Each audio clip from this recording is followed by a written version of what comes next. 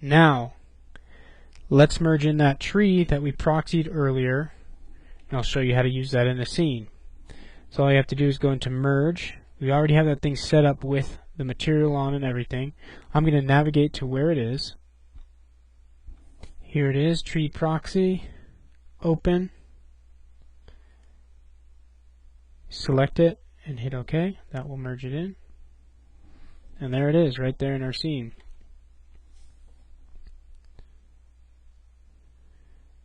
Now, this is a good way to kind of composite or figure out the composition, I should say, of our image by looking through the camera and placing our tree a little bit.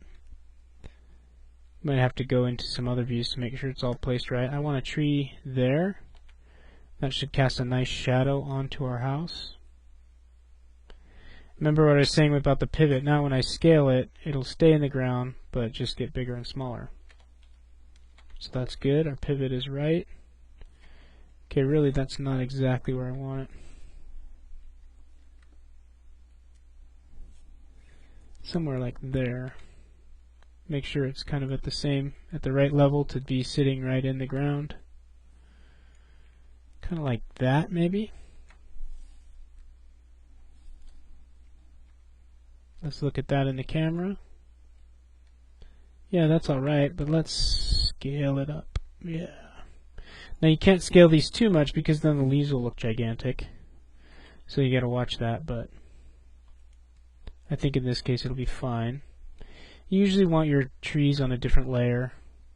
So let's do that. Call it trees. That way you can easily turn them on and off.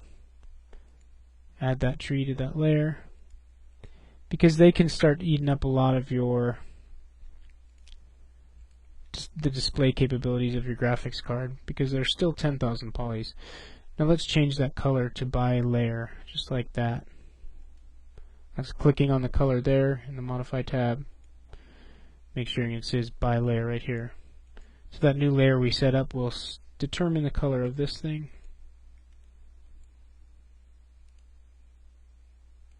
That's fine. Okay. Now, let's create enough trees here. And this is a common practice, what I'm about to show you. I'm going to create enough trees to kind of break up the view so that we cannot just see off into space. Okay, and you want to scale them a little bit different each time and rotate them a little bit different so they don't just look like the same tree copied and pasted everywhere, even though it is. So I'm going to need another tree kind of right in there so I'm not seeing off to space, and then I'll do the same thing on the other side. That way when we composite a background image in, this midground will hide the seam between the two parts of the scene.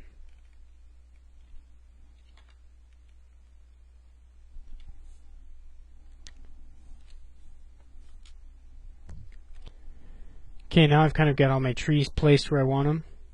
Now keep in mind, if you want people in your scene, or cars, or any kind of entourage as we call it, you do it the same way as I just did these trees. You'd probably just purchase them from somewhere or make it yourself, but that takes a lot longer.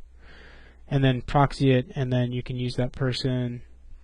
You may or may not want to proxy them, but if you want to use a bunch of people over and over, then you can proxy them. The cars, you can proxy and then use over and over, or you can just use the individual one, but they're going to be very high polygon count. So they'll eat up a lot of memory for you. But that's how you do trees. That's also how you do plants. You could go in and start cutting out detaching some of these polys from the others, putting dirt material on them, putting plants into them. But I think the principles that I want to show you have been shown here already. You just got to use your imagination, take that as far as you want to go, and make these landscapes as elaborate as you can using those basic principles and modeling techniques.